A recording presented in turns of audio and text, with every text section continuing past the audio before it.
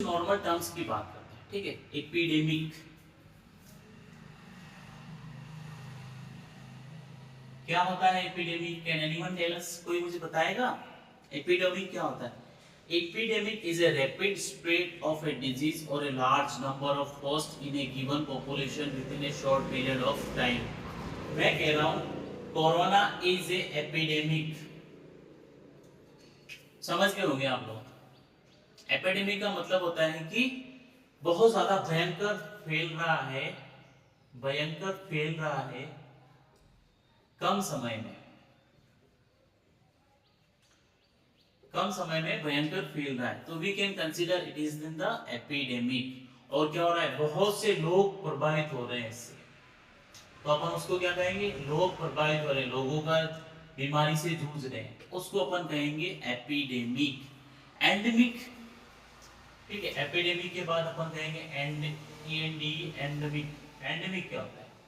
Endemic में क्या होता है कि endemic is a specific population और polluted place when that infection is constantly present or maintained at a baseline level without extra infection being brought into the group।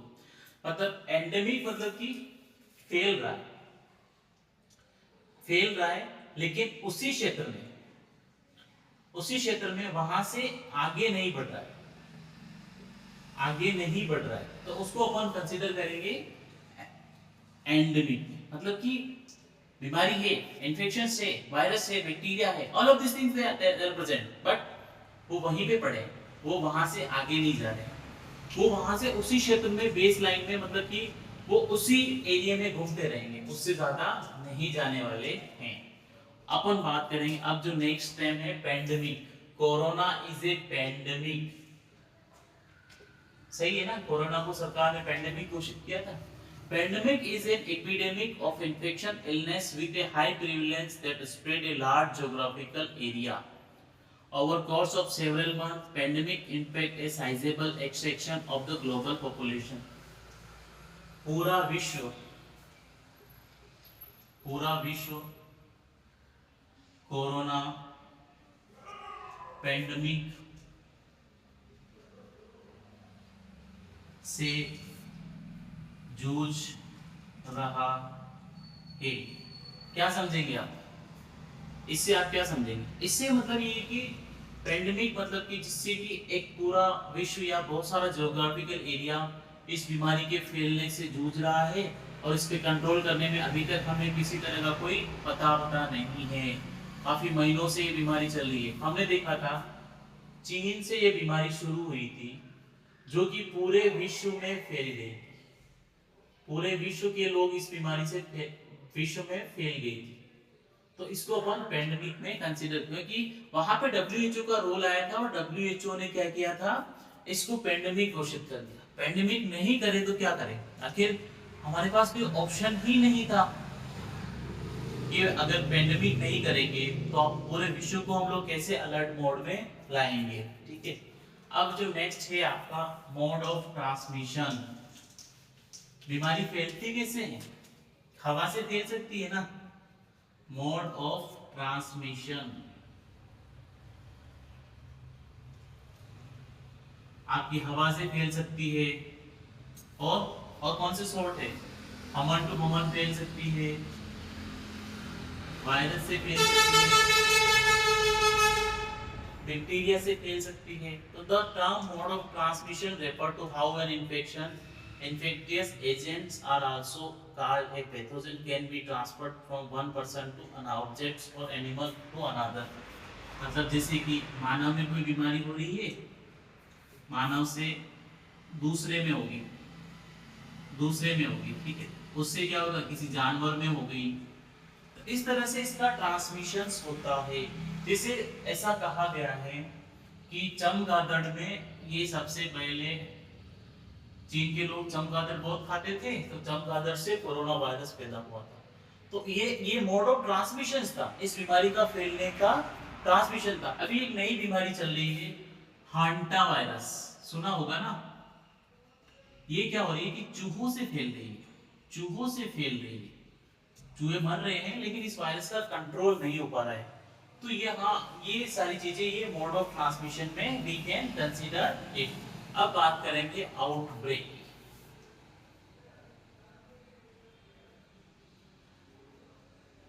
Outbreak क्या होता है? तो outbreak is a sudden rise in number of cases of a disease.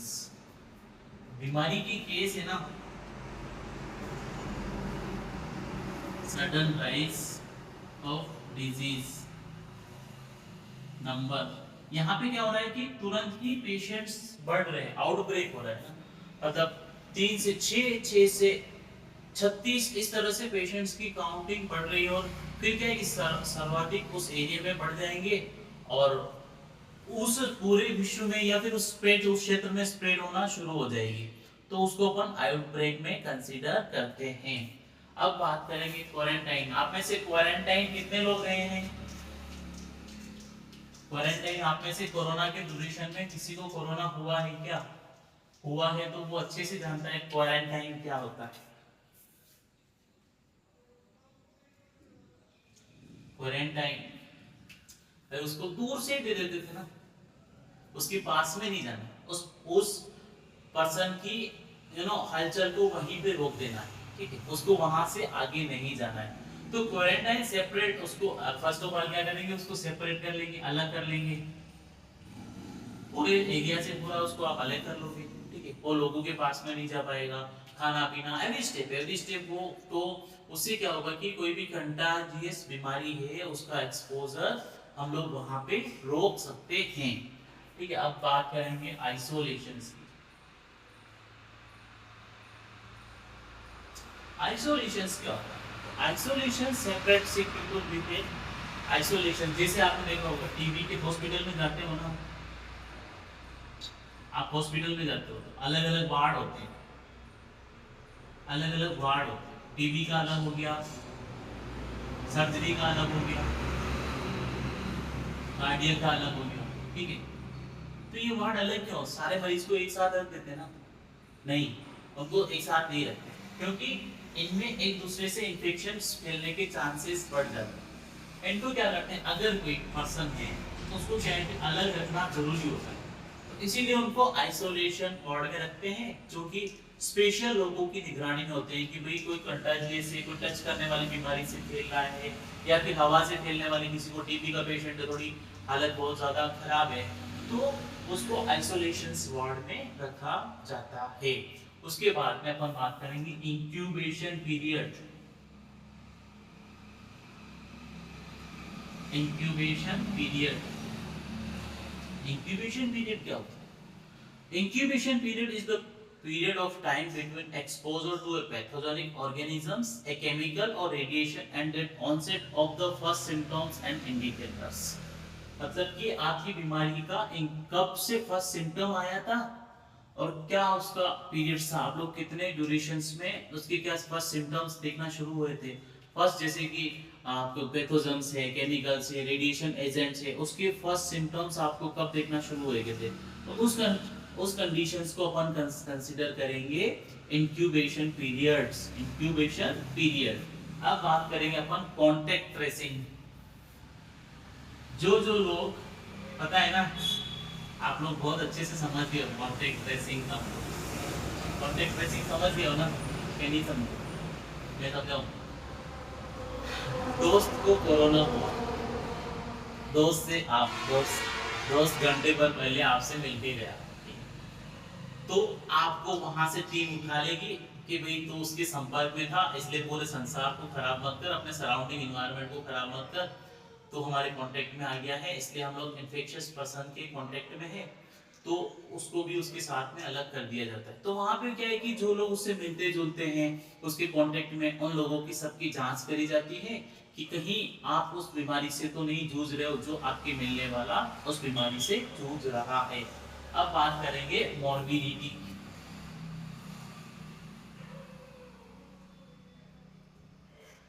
Morbidity क्या होती है? तो morbidity refer to being unhealthy, it applies to all the people affected by a disease particular regions। the morbidity rate refers to the number of people affected by a particular disease। जिस particular disease से, जिस particular बीमारी से कितने लोग मरे हैं, उसका डाटा नोट करना इस मॉर्बिडिटी में कंसीडर किया गया है। और मोर्टेलिटी रेट भी क्या है कि उस बीमारी से कितने लोग प्रति 10,000 में एरिया में कितने लोग मर रहे हैं, उस हिसाब से अपन मोर्टेलिटी रेट भी डिटरमाइन करते हैं। Mortality show the number of deaths in a particular population, it express as the number of death per 10,000 peoples. 10,000 लोगों में कितने लोगों की डेथ हुई है, हम इस पे पर ईयर में उस पे नोट करेंगे मोर्टेलिटी रेट। देखा होगा कोरोना के टाइम में पिक था यार, मॉर्बिडिटी, मोर्टेलिटी, ये इंक्यूबेशन, क्वारंटाइन, ये सारे टर्म्स भी है ना कोरोना ही लेके आया था। उससे पहले तो क्या था कि इस तरह का कोई कॉम्प्लिकेशन ही नहीं था यार, मतलब सब लोग अच्छे से जी रहे थे। लेकिन कोरोना आने के बाद में लोगों की लाइफ स्टाइल ही चेंज कर दी। कोरोना ने सब कुछ है ना, काफी लोगों की जीवन को प्रभावित किया था, काफी लोगों को इससे बहुत ज्यादा परेशानियों से जूझना पड़ा था।